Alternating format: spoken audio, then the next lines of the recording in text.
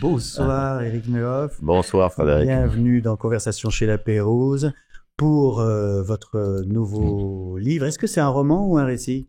Ah, c'est un récit. Peint Une confession même. Oui, une confession très intime parue chez Albin Michel.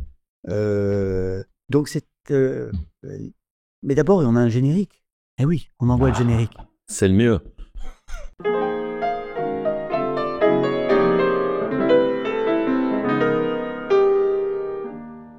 Et c'est reparti avec ce très très beau générique. En fait, ça consiste principalement à regarder ma photo. Alors, vous êtes un écrivain souvent primé, prix Interallié. J'aime mieux être primé que déprimé. C'est vrai, mais c'est hallucinant. La Petite Française a eu l'Interallié en 97. Vous avez eu le Grand Prix du roman de l'Académie française pour Un bien fou en 2001. Le prix Renaudot Essai en 2019 pour Très cher cinéma français. Ouais, Au pamphlet. à cause de vous. Oui, c'est ma faute. Le prix Nimier, ça c'est très chic pour l'ange de Laetitia en 90. Le prix des deux magots pour Barba Papa, 95. En fait, vous avez eu les prix... Le prix Caz. Oui, J'ai pas eu le prix de Flore. Le prix de la brasserie Lit, c'est ça, le prix Caz. Ouais. Le prix Vaudeville aussi. Dès qu'il y a un prix dans un restaurant, vous l'avez. Ouais. Ben, moi, j'ai toujours écrit la bouche pleine. Hein. Donc, vous avez mis 46 ans à oser parler de ce qui vous est arrivé en 1978 sur une route près de Cadaqués. Ouais. Dans une Peugeot 204 cabriolet. Ouais. Et alors, qu'est-ce qui s'est-il passé? C'est ce que j'ai essayé de savoir en écrivant ce livre, parce que les gens disent souvent que quand on a un accident de voiture, c'est un trou noir. Et le fait est que je ne me souviens de rien, sauf qu'on était sur cette route, on allait dans une boîte de nuit. Et la dernière image que j'ai vue, c'était dans les phares, le bas-côté, la poussière, et au bout, la pile en pierre d'un petit pont. Et donc, en fait, ça s'arrête là. Et je me suis dit que peut-être qu'en écrivant, j'allais découvrir ce qui était arrivé. Et ben, hélas, non, je ne saurais jamais. Ouais. Donc, j'ai mis 1 seconde et 46 ans à parler de ça. Et vous n'aviez pas de ceinture de sécurité. Non. C'est ça qui vous a sauvé. Ouais. C'était une décapotable. C'était la première fois que je montais dans une décapotable. Alors, c'était très grisant, la nuit, le vent, les étoiles qu'on voyait. Et j'ai eu la chance d'être éjecté. Et l'ami qui conduisait, lui, hélas, ne s'en est pas sorti. Oui. Il se prénommait Olivier. C'est ça. Vous écrivez « La nuit est plus noire que jamais. Autour, les couleurs vibraient. » Alors, ce qui m'intéresse, c'est le changement de temporalité entre les deux phrases. La nuit est plus noire que jamais, c'est au présent. Et autour, les couleurs vibraient, on est à l'imparfait. Comment choisissez-vous le temps des phrases? Là, c'était pour rendre compte un peu de cet état très spécial quand vous rouvrez un œil après un accident. Moi, j'étais allongé sur le bitume de la route et on sait vraiment plus où on est. Donc, on sait plus quelle heure il est, qui on est, ce qu'on a fait. On est dans une espèce d'espace très curieux et tout a l'air bizarre. On sait pas si ça dure 1 heure ou 1 seconde. Et j'ai essayé de retranscrire toutes ces sensations en écrivant ce livre. Et le livre est écrit, comme d'habitude chez vous, mais peut-être encore plus, avec des phrases très courtes. Est-ce qu'on peut...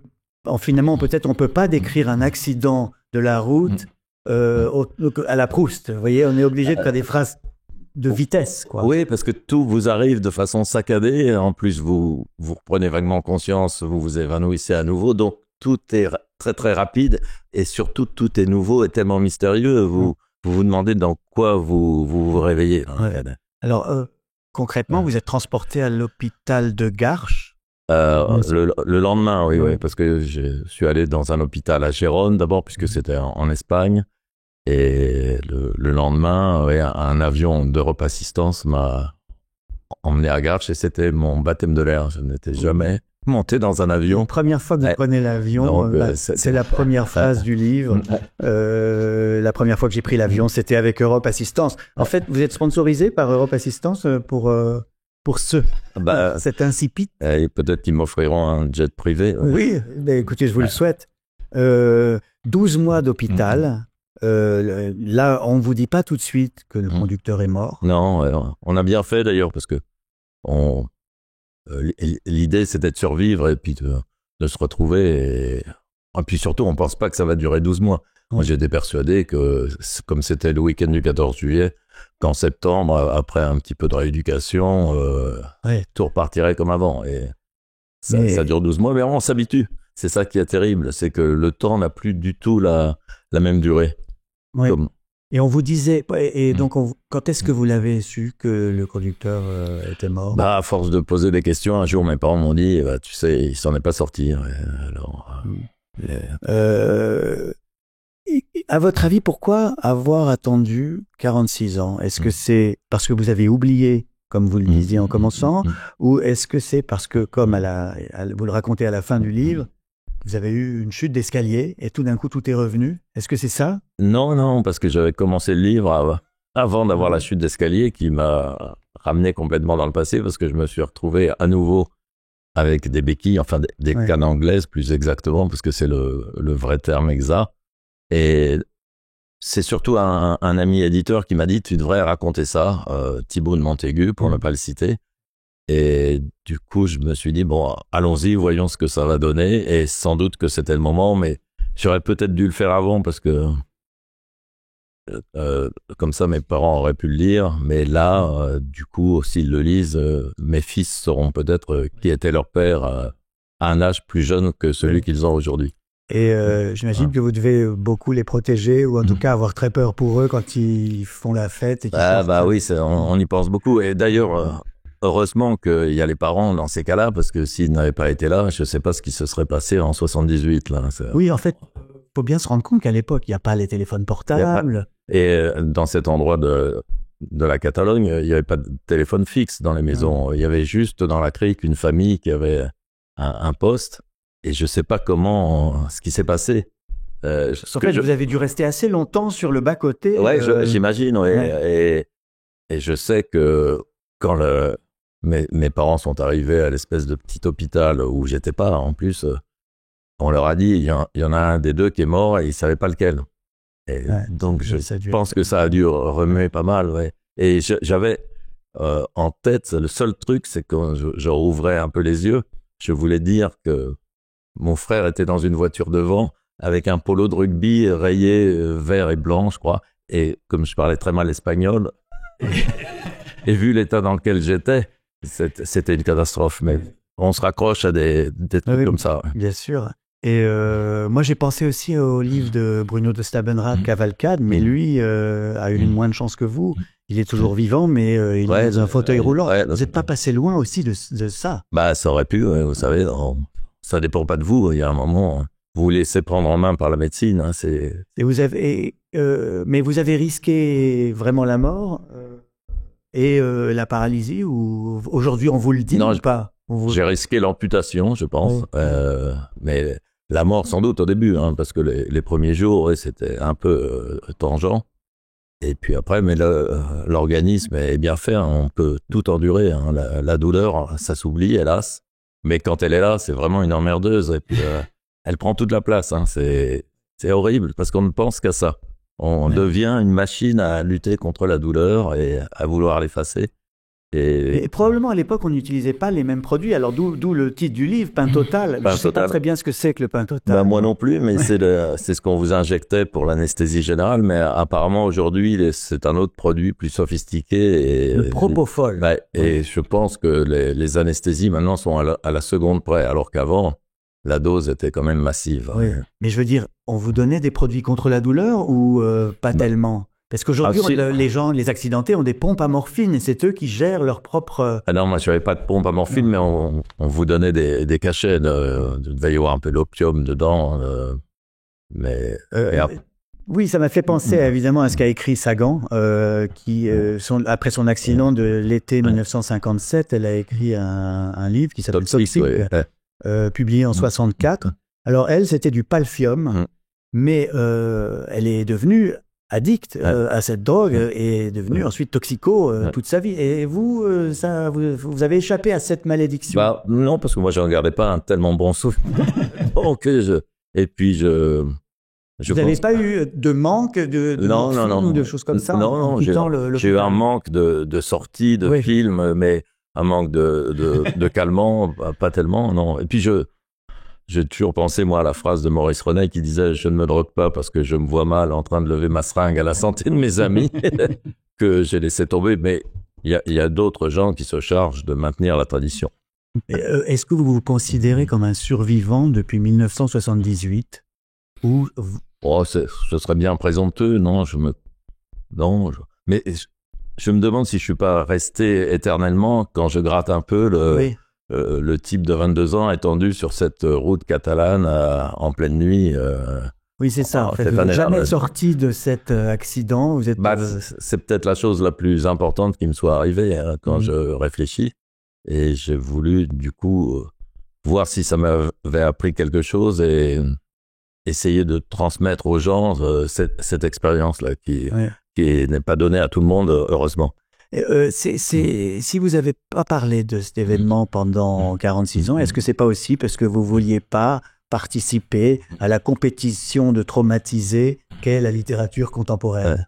Un petit peu, et puis moi je préfère le roman à l'auto-fiction, c'est le cas de le dire, hein, mais oui, mais c'était de la pudeur ou c'était ce que voilà vous vous dites non, je pensais que ça ferait 10 pages, mais la bizarrerie, c'est que quand je me suis mis à écrire, toutes les sensations sont revenues, les images, les odeurs, la tête des infirmières, les blouses des médecins, le bruit des claquettes sur le linoléum de la chambre, les coups de balai que donnait la femme de ménage dans le pied du lit, ce qui m'énervait beaucoup. Est-ce que votre attitude avec la vie a changé après cet accident? Est-ce que vous diriez, par exemple, vous avez pris moins de risques, moins fait la fête? Je sais que non. Non, mais ça m'a appris une chose, c'est que depuis, je pense que rien de grave ne peut m'arriver. Que le pire est passé et que tout est bon à prendre. La rigolade, les chagrins, les divorces, tout est bien. Moi, je peux pas m'ennuyer du coup. Ah oui, c'est bien, c'est une bonne attitude. Je ne peux pas être déprimé, comme je vous disais, parce que je ne m'ennuie jamais. Alors, vous êtes fasciné par les hussards, notamment par Roger Nimier, Jean-René Huguenin, qui tous deux sont morts dans un accident de voiture. Je me suis demandé, est-ce que votre fascination pour les hussards est antérieure ou postérieure à votre accident? Non, c'était antérieur, hélas. Oui, mais... donc en fait, à force d'être fasciné par eux, on risque la vie. Bah ouais, mais c'est un romantisme un peu de pacotille, hein, l'accident de voiture. Hein, je le recommande à personne. Parce que ça ne vous enrichit pas, hein, finalement, contrairement à ce qu'on dit, là, la fameuse phrase « tout ce qui ne te tue pas te rend plus fort ». Non, c'est faux. Ça te rend plus faible puisque tu peux plus skier, tu peux plus courir. Alors vous avez des séquelles, c'est vrai, encore aujourd'hui? Ah oui. Bah oui. C'est-à-dire que vous êtes rempli de bouts de métal? Ouais, j'ai du matériel, comme on appelle ça, des vis cachées dans la jambe. Ouais. Et du coup, c'est vrai, vous pouvez pas skier? Non, comme le pied est bloqué en arthrodèse, parce que j'ai appris un tas de vocabulaire technique, donc on peut pas mettre une chaussure de ski. Puisque la tige est penchée en avant et le pied est dans le sens contraire. Donc, d'accord. Ouais. Et mais je rêve souvent que je skie. Ouais. Est-ce que non, ce que ça a changé, c'est que depuis, quand je suis dans une voiture et que je ne suis pas au volant, je regarde la route et je regarde ce qui se passe. Vous avez un peu plus peur en bagnole? J'ai pas peur, mais je regarde tout. Vous pouvez pas dormir en voiture, par exemple? Je me méfie, ouais. Et alors, ce que vous disiez que vous êtes un peu resté bloqué dans les années 70. Le livre est complètement comme ça. Bah oui, il y a énormément de références, les musiques, les films, les livres de l'époque. C'est aussi un roman nostalgique. C'est ça qui est étonnant. Comment on fait pour être nostalgique d'une tragédie? Parce que c'était cette année 78, enfin l'année scolaire 77-78, on a vraiment chargé la mule, comme on dit. Alors, on s'amusait beaucoup, on sortait tout le temps. Et cette histoire, à mon avis, a été un marqueur, pas seulement pour moi, mais pour tous mes amis et tous les gens de cet âge-là, de voir qu'il pouvait arriver des choses qui n'étaient pas seulement rigolotes. Et aussi, c'était notre premier mort. C'était la première fois que quelqu'un de notre âge mourait, donc ça a dû compter. Mais je vous le répète, je n'ai rien appris et heureusement. Sagan, dans Toxique, elle dit « Je me suis habitué peu à peu à l'idée de la mort comme à une idée plate. » Oui, parce que dans l'ambulance qui m'emmenait à l'hôpital en Espagne, il y a un moment où je me suis senti couler. Je me suis dit, là, ça y est, c'est fini. Et c'était une sensation assez douce, d'ailleurs. Et vous vous êtes accroché à la vie ou pas du tout Non, ça s'est fait comme ça. Ouais,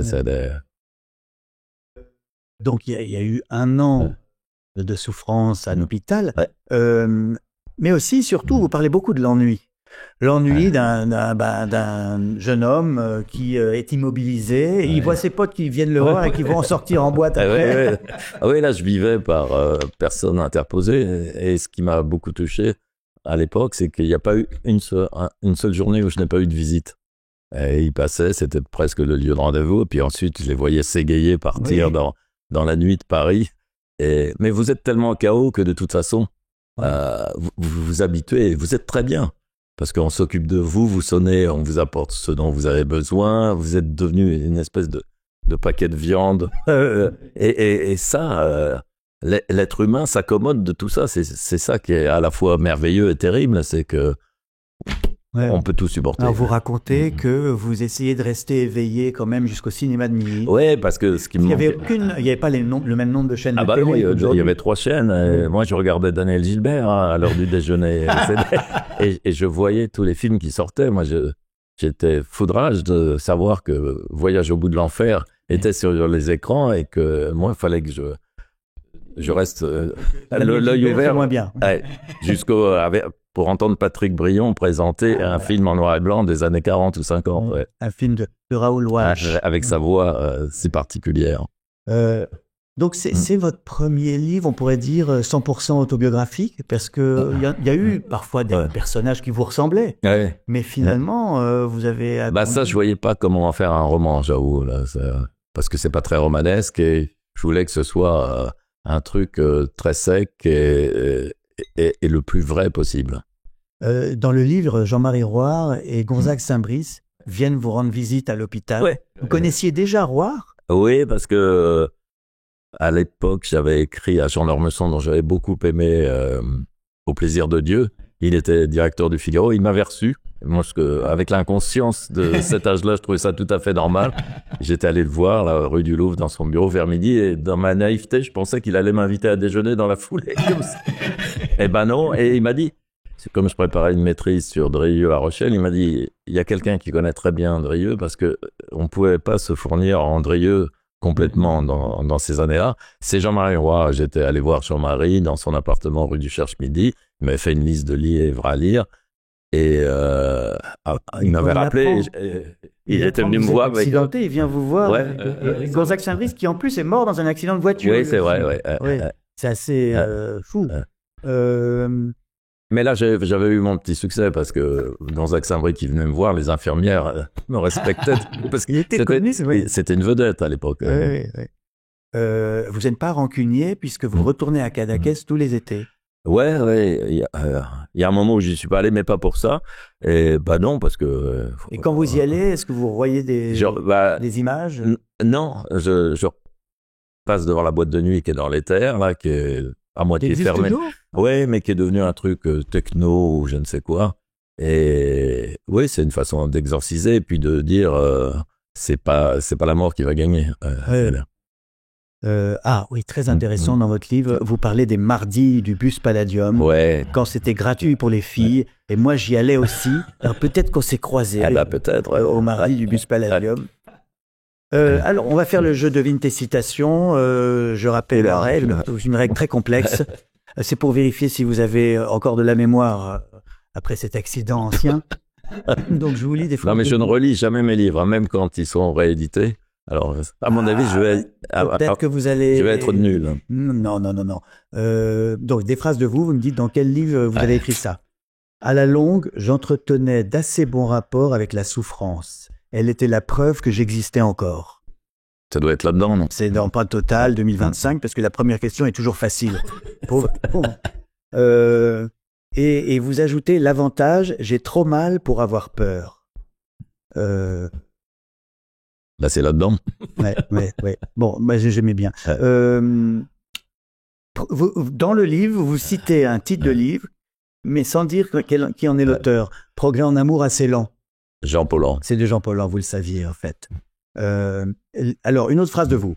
Elle mordait dans les grains de raisin en fermant très fort les yeux, comme s'il s'était agi de comprimés de cyanure. C'est bien quand même. Ouais, ça donne bien votre style, je trouve. Je sais pas. Des grains de raisin comme des comprimés de cyanure. Ça doit être dans un des romans, ça. C'est La Petite Française, 1997. Qui est votre modèle de style? Vous avez cité Drieux-La Rochelle. Pas pour le style, pour le Feu Follet est le Feu Follet, ouais. Le Feu Follet, oui, ça compte. Et c'est le seul roman qui a donné un film, aussi bien que le texte original. C'est très rare. C'est très rare. Ouais. Non, moi, c'est Sagan dont on parlait, que j'admire beaucoup, hein, la façon d'écrire. À cet âge-là, les premiers Sagan, c'est un miracle ce qui s'est produit.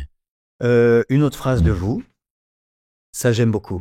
Si tu n'es pas sage, tu iras voir le dernier Ozon. Ah, ça doit être dans Très cher cinéma français. Oui, 2019. Voilà. C'était facile. Non, sans commentaire. Non, c'était... C'est un peu vache parce qu'il y a pire qu'Ozon. Une autre phrase. Pour un homme, le divorce, c'est comme les anciennes colonies avec la métropole. On vous crache dessus, mais on continue à vous réclamer de l'argent. Ça doit être dans Pension alimentaire. Et voyez, vous avez une bonne mémoire. Bah oui, mais parce que 2007. C'est le thème. Oui. Mais c'est vrai que ça, alors, ça avait d'ailleurs été assez critiqué, ce livre, parce que le politiquement correct commençait à agir en 2007. Et déjà, à l'époque, on vous a reproché d'avoir été un peu libre de votre ton sur le divorce. Bah tant pis pour eux. Hein.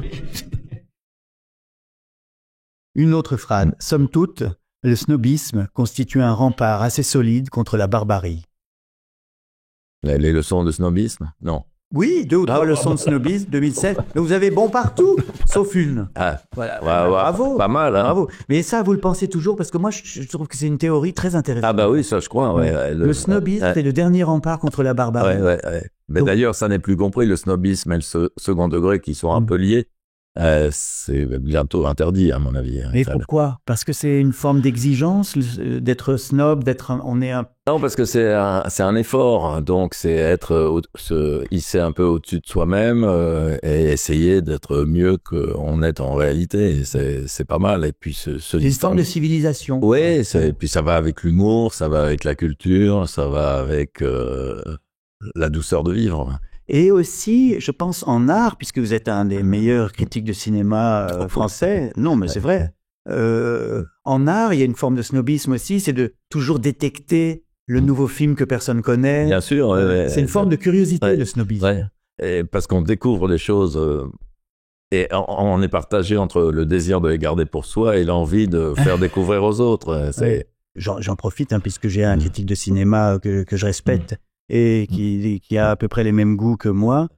Entre le biopic sur Dylan et celui sur Aznavour, lequel des deux il faut choisir? Ah bah le Dylan, même si on n'aime pas Dylan et qu'on ne supporte pas Chalamet, le film est une réussite totale parce que c'est pas le bon gros biopic qui part de l'enfance avec un traumatisme, papa battait maman et buvait et qui va jusqu'à la mort. Là, ça s'arrête, ça commence avec Dylan à 20 ans qui débarque à Manhattan, à Brooklyn, et ça s'arrête au festival où il bascule dans l'électrique, ce qui est un scandale pour les puristes. Et on a toute la sève de cet artiste qui visiblement était arrogant, odieux, très talentueux. Et on découvre aussi, moi je ne savais pas, c'est qu'il n'avait pas du tout cette voix nasillarde qu'on lui connaît au début. Il a appris. Ah oui, il a développé. Il a construit sa statue dès le début. Mais Tahar Rahim, dans le rôle d'Aznavour, il était assez étonnant, non? Vous auriez été très bien maquillé aussi, c'est ça. Je comprends pas l'intérêt de prendre des gens qui ressemblent pas du tout à leur modèle, de les maquiller. Edith Piaf est ridicule aussi dans le film. Et puis là aussi, c'est le truc qui déroule ça comme un gros pudding de l'enfance jusqu'à la mort.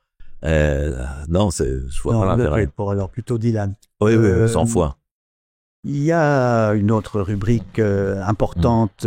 J'ai affaire à un professionnel. Vous êtes également critique littéraire. D'ailleurs, de romans étrangers, Ouais. au Figaro littéraire. J'ai mis 25 ans à y arriver, hein, parce que parler des romans français comme vous le faites, c'est quand même pas une sinecure. Et pourquoi d'ailleurs ce choix de faire que les étrangers? C'est parce que vous trouvez que vraiment le niveau de la Par littérature... paresse, parce qu'il y a déjà eu 2 tamis. Il faut que ça soit sorti dans le pays en question et qu'un traducteur français s'en soit occupé. Donc, il y a 2 fois plus de chances que ce soit intéressant. Oui, on publie moins les mauvais manuscrits, c'est ça que vous voulez dire. Donc, vos conseils de lecture, c'est... je suis très curieux de voir ce que vous allez me dire. En tant que grand professionnel, un livre qui donne envie de pleurer. Ben, je n'ai jamais pleuré en lisant un livre. Jamais? Jamais. Au cinéma, oui, mais avec des livres, jamais. Au cinéma, je pleurais à la fin de Nos plus belles années avec Redford, et je pleure 2 fois devant Vincent, François Paul et les autres, à l'infarctus de Montand et à la colère de Piccoli. Et vous pleurez? Mais les livres, non. Et Woody Allen? Moi, Annie Hall me fait pleurer à chaque fois. Non, Woody Allen, il me fait rire. Mais il y a des livres qui me font rire. C'est très rare, mais il y en a eu 2 dans ma vie où j'ai ri comme devant une comédie au cinéma. C'est Le banquet des léopards d'Alphonse Boudard, qui se passe pendant la débâcle de 40, et Roman fleuve de Philibert Hume, qui est sorti il y a 2-3 ans. Très, très drôle. Et je riais tout seul, là. Et ça, c'est tellement rare que quel bienfait. Ouais. Oui. Donc, justement, un livre pour arrêter de pleurer, vous avez répondu. Mais il faut jamais arrêter de pleurer. Si vous n'y arrivez pas. Ah oui, mais on peut pleurer pour autre chose qu'un livre. Un livre pour s'ennuyer. Tout Claude Sim. Là, j'avais essayé d'en lire un, mais j'ai eu l'impression de me mettre de la farine dans la bouche et c'était épouvantable. Une sensation, une vraie douleur. J'aurais voulu prendre un peu de pain total pour lutter contre ce mal des éditions de minuit.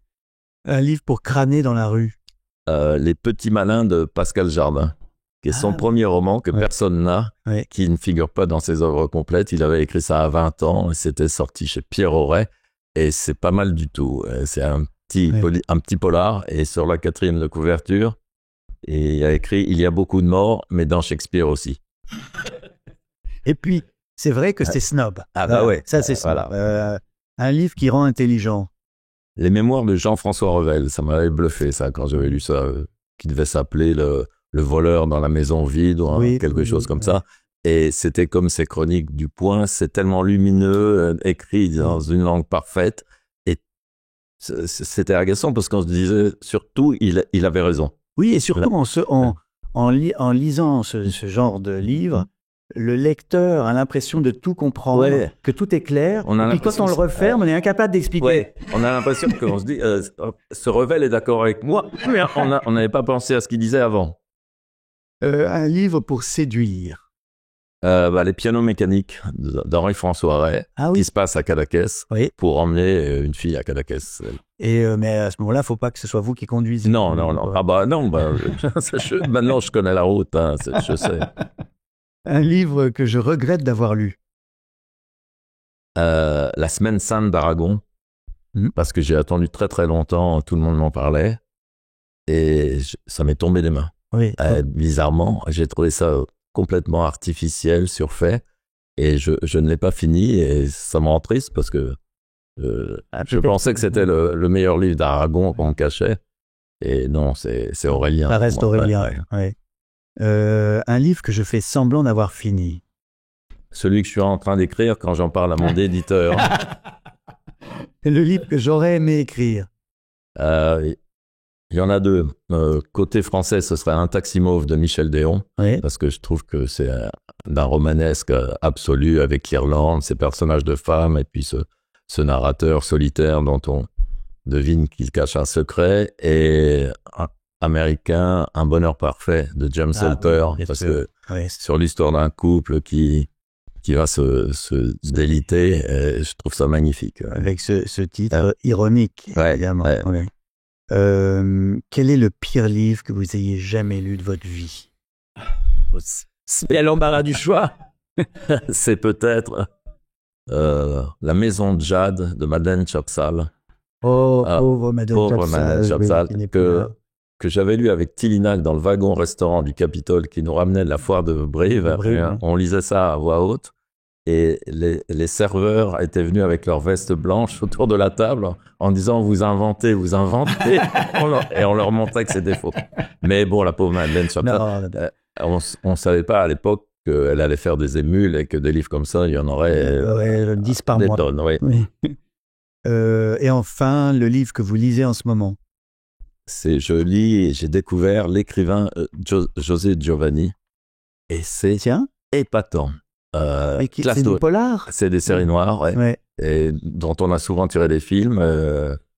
Classe Touriste, c'est excellent comme polar. Et c'est écrit, c'était un très bon styliste. Dont Enrico avait fait un film avec Belmondo. C'est très très bon aussi. Et là, je vais lire La Scoumoune, dont Giovanni a tiré 2 films, un nommé La Rocca et La Scoumoune. Et les 2 avec Belmondo, ce qui est très rare. Mais pourquoi tout d'un coup vous mettez à lire José Giovanni en 2025 Qu'est-ce qui vous a conduit là? Parce que Gallimard a réédité en série noire Classe Touriste et je me suis dit, j'ai jamais lu pourquoi. Et ça a été pour moi un choc et une révélation. Et j'en parle à tout le monde. Formidable. Alors, chers confrères, j'aimerais aussi vous poser quelques questions sur votre méthode de travail. Parce que les gens qui nous regardent, beaucoup rêvent d'être écrivains, d'être publiés, et puis ils écrivent aussi parfois. Et donc c'est utile de savoir comment travaillent les romanciers. Alors, est-ce qu'il y a déjà un endroit particulier où vous écrivez n'importe où? Non, j'écris chez moi. Vous avez un bureau? J'ai une grande table, et le bureau, il y a tellement de papier, de bouquins dessus qu'on ne peut pas s'y installer. Donc vous êtes dans la cuisine ou dans la salle à manger ou... C'est une pièce qui fait tout. Et il y a une table qui est plus grande que celle-là, qui doit faire 5 mètres de long presque, et je me mets là-dessus. D'accord. Et parce que j'admire toujours ceux qui disent j'écris dans les cafés, sur un banc, dans les jardins, parce que je trouve qu'écrire c'est un truc un peu dégoûtant et on vaut mieux faire ça caché chez toi. Ah oui. Et est-ce que vous avez des horaires précis ou vous attendez d'avoir l'inspiration? Pas d'horaire précis, mais jamais plus de 2 heures. Au bout de 2 heures, j'en ai marre, j'ai envie de faire autre chose, de lire un livre, d'aller au restaurant, et puis d'aller au cinéma. D'aller au cinéma, Mais parce que faut écrire seulement s'il n'y a rien de plus intéressant à faire. Parce que personne ne vous y oblige, donc il faut en profiter. Et c'est plutôt le matin ou le soir? Plutôt l'après-midi, Ah oui. Est-ce que c'est après un déjeuner arrosé ou sobre? Plutôt sobre, non, parce que ça c'est aussi une gaminerie de penser qu'à cause de Blondin, de Fitzgerald, Hemingway, ça va aider. Non, c'est. Mais Hemingway il disait, faut écrire ivre mais corriger sobre. C'était ça le bon conseil.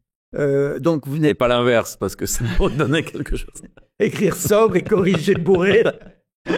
Vous êtes plutôt ordinateur ou feutre ou stylo? Stylo à plume ou stylo bic. Donc après, vous rentrez tout dans un ordinateur ou vous tapez à la machine ou... Non, à l'ordinateur, puisqu'il n'y a plus de machine à écrire maintenant. Mais comme je ne sais pas très bien m'en servir, ça me prend un temps fou, là, parce que je ne sais pas retrouver les pages, alors que quand c'était de taper à la machine, on avait les feuilles, on corrigeait à la main. Mais au départ, c'était à la main, Et combien de signes par jour? Est-ce qu'il y a une quantité que vous imposez? Non. Ah, mais il y en a plein qui font ça. Peut-être. Non. Donc, tant que ça va, que ça vous plaît, vous gardez, vous continuez. Mais voilà, je garde, c'est des feuilles volantes, et puis après, je les recopie. Vous avez un carnet de notes que vous trimballez sur vous ou pas du tout? Non, c'est vous qui faites ça. Oui, c'est vrai. Comme Matzneff. Non, j'ai un carnet, mais qui est à la maison, et de temps en temps, je note des petits trucs. Et par exemple, mais alors, c'est dangereux parce que je ne sais jamais si je les ai utilisés ou pas déjà. Alors, c'est pas grave. On peut les ressortir plusieurs fois. Oui, ça m'est arrivé. Personne s'en aperçoit de toute façon. Non, mais il suffit de s'y mettre. Puis c'est rare qu'on ait des éclairs de génie pour noter quelque chose. Non, mais quelquefois, si on a une idée et qu'on la note pas, elle est pas pour toujours. Non, puis il y a l'inverse aussi, c'est les idées géniales dans la nuit qu'on note. Et quand on se réveille, on est consterné. Oui. Et quand vous allez voir un film, par exemple, pour votre travail de critique, est-ce que vous prenez des notes sur les dialogues ou des idées? Non, vous avez une bonne mémoire alors. Je prends après, je prends 2-3 notes de temps en temps. En sortant de la salle. Sinon, je me refais le film dans la tête. Alors là, il y a... Ah oui. C'est une question, c'est une question très précise. Quand vous faites un roman, est-ce que vous faites un plan ou pas de plan du tout? Non, pas de plan, mais il me faut la première et la dernière phrase et ensuite je comble les blancs. Entre les deux. Ouais. Les ventes, est-ce que vos ventes montent, descendent, stagnent? C'est la dernière question, c'est la plus désagréable. Oh non, pas du tout. Non, quand on a appris, les ventes montent. Et quand on n'en a pas, c'est pas les mêmes scores, mais c'est à peu près la même chose. Ouais. Mais moi, je pense que ce livre-là va avoir plus de succès que les autres parce qu'il est très différent venant de vous. Et il est pas du tout impudique. Il est vraiment touchant, vraiment humain. Et je vous remercie. Voilà. Et je recommande Pain Total d'Éric Neuhoff, vous l'avez compris, chez Albin Michel. Merci infiniment, Éric Neuhoff, d'être venu merci à discuter vous, ensemble chez La Pérouse. Et la semaine prochaine, je recevrai Jean-Louis Hézine, un autre ancien du Masque et la Plume. C'est une reconstitution de Ligue dissoute. En tout cas, vous nous manquez au Masque et la Plume, mon cher Éric. Vous aussi. Merci beaucoup d'être venu. Et j'invite tout le monde à lire Pain Total, qui est un de vos meilleurs livres, chez Albin Michel. Merci à toute l'équipe, au Figaro Télé, à Chloé, ma fille, qui organise avec moi l'émission. Et n'oubliez pas, lisez des livres pour ne pas mourir idiot.